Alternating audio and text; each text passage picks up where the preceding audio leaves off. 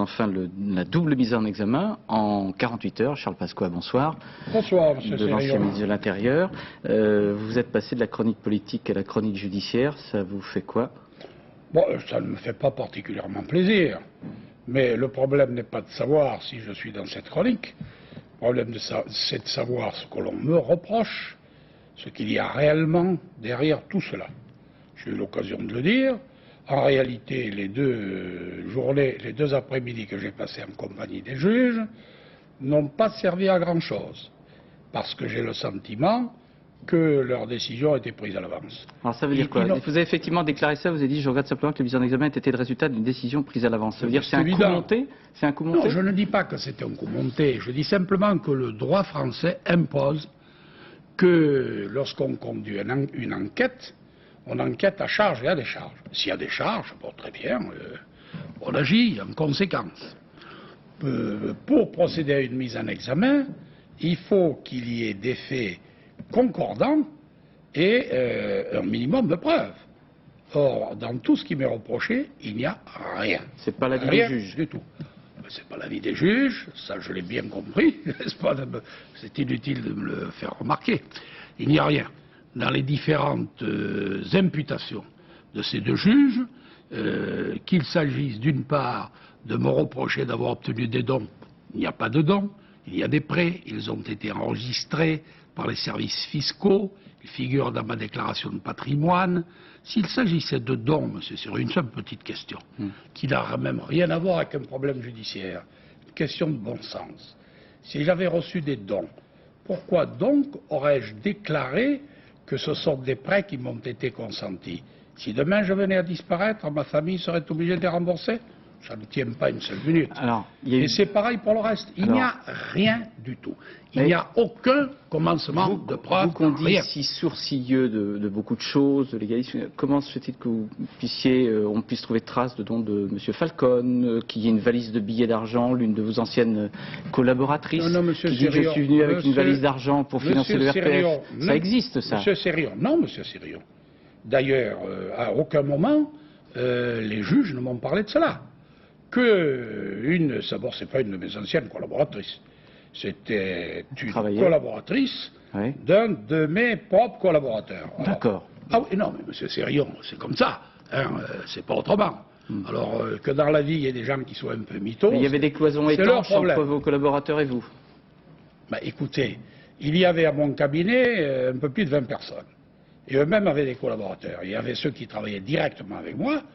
Et il y avait les collaborateurs de mon cabinet, que je n'avais jamais l'occasion de voir, ou très peu. Et M. Falcon? M. Falcon, je ne le connais pas. Et vous le connaissez, vous, M. Sérion? Non, personnellement non, mais j'attendais que vous me disiez si effectivement... Moi, je ne connais pas M. Falcon. Et il a été décoré par la République française pour des services rendus? Pas par moi. Non, il a été décoré. M. Falcon avait été recruté par qui, M. Sérion? C'est vous qui allez me le dire. Il avait été recruté par le gouvernement précédent, celui auquel j'ai appartenu, c'est-à-dire par les socialistes. Il a continué ses activités. Mais ça ne me regarde pas. M. Falcon est assez grand pour se défendre. Par contre, quand on me dit, vous avez reçu, vous êtes suspecté d'avoir reçu 400 000 $ ou 300 000 $, M. Falcon, mais il n'y a pas de trace, il n'y a rien. Alors vous croyez que je vais me laisser faire, M. Sérion? Non, moi je suis un homme politique. Vous n'avez pas l'habitude. Je suis un homme politique, je défends des idées.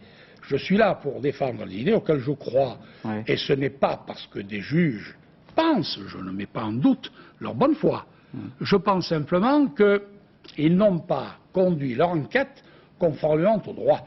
Et c'est aussi le sentiment de mes avocats. Vous allez un petit peu plus loin, vous laissez entendre qu'au fond vous êtes un gêneur, que votre éventuelle candidature à la présidence de la République peut peser dans la décision des juges. Ah non, je ne dis pas ça du tout. Ce sont deux choses différentes. Je ne pense pas du tout que les magistrats soient inspirés par ça. Je crois qu'ils souhaitent mettre peut-être dans leur tableau de chasse un homme politique important, c'est possible. Bon. Qu'ils pensent d'autre part qu'ils ont trouvé quelque chose d'important, c'est possible aussi. Mais en réalité, il n'y a rien. Il n'y a pas le commencement de la moindre preuve. Je ne vais donc pas me laisser accuser de cette manière. Donc ça, c'est un premier point. Et à cela, je réponds par un recours devant la chambre d'instruction de la Cour d'appel. C'est une manœuvre dilatoire? Non. Ça porte sur le fond aussi bien mes avocats que moi-même, nous considérons que l'affaire n'a pas été instruite convenablement et que d'autre part, il n'y a aucune preuve. La Chambre d'instruction de la République appréciera. Ce n'est pas du tout une manœuvre dilatoire. Deuxièmement, il est bien évident que mon élimination éventuelle du parcours présidentiel satisferait un certain nombre de gens. Oh, enfin, on ne s'attend pas à ce que vous fassiez un score formidable, ça ne gênera pas grand monde, si? Vous n'en savez rien. Mais vous êtes plutôt isolé. Le Par rapport à qui? Le RPF a des finances difficiles. Ça c'est exact. Ce qui suffirait à prouver qu'il n'y a pas eu de rentrée irrégulière. S'il y avait eu des rentrées irrégulières, comme vous dites, on serait à l'aise. C'est perdu d'avance cette campagne présidentielle pour vous, non? Rien n'est perdu d'avance. Je constate d'une part qu'il y a des gens qui sont plus ou moins fédéralistes, qui d'autre part n'ont aucune idée sur l'avenir de la France, et je constate que dans ce camp des fédéralistes, il y a énormément de gens. Il y a Monsieur le Président de la République, Chirac, il y a Jospin, il y a Bayrou, il y a Madeleine, il y a beaucoup de monde.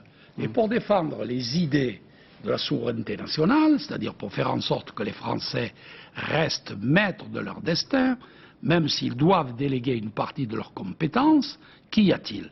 En tous les cas, moi je reste fidèle aux idées qui sont les miennes, et je les défendrai quoi qu'il arrive. Mais on peut être seul contre tous, comme ça, mis en examen et faire une campagne présidentielle? Je ne suis pas seul. Il reste plus grand monde quand même au RPF. Il reste les Français. Il reste les témoignages d'amitié et les soutiens que je reçois. Et ils sont très nombreux. Monsieur Sérillon, je pense que vous deviez tenir les mêmes propos au moment des élections européennes.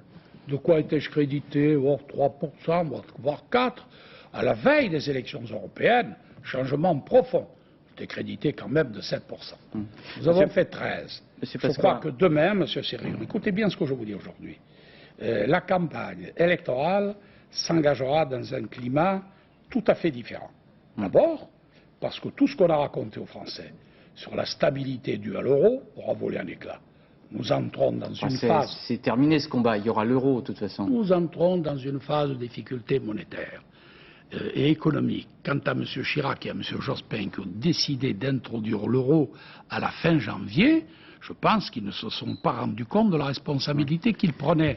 Moi, je me battrai, non pas contre l'euro, je me battrai pour que le franc ne disparaisse pas. Je peux vous poser une question personnelle, c'est pas dévoilé, vous avez plus de 70 ans, vous avez une longue carrière derrière vous, vous êtes maintenant aux prises avec les affaires judiciaires, vous êtes quand même un petit peu isolé. Pourquoi vous battez encore? Pourquoi vous battez encore? Ah, voilà une bonne question, M. Sérillon. Parce que je crois ce que je fais. Je suis fidèle au combat que j'ai engagé derrière le général de Gaulle et je le resterai jusqu'au bout. Et tant que je serai capable de m'indigner et que je serai capable de convaincre, je mènerai ce combat. Je ne suis pas prêt de m'en aller, M. Sérillon. Il faut prendre acte et vous faire une raison. Merci, M. Pasqua. Merci.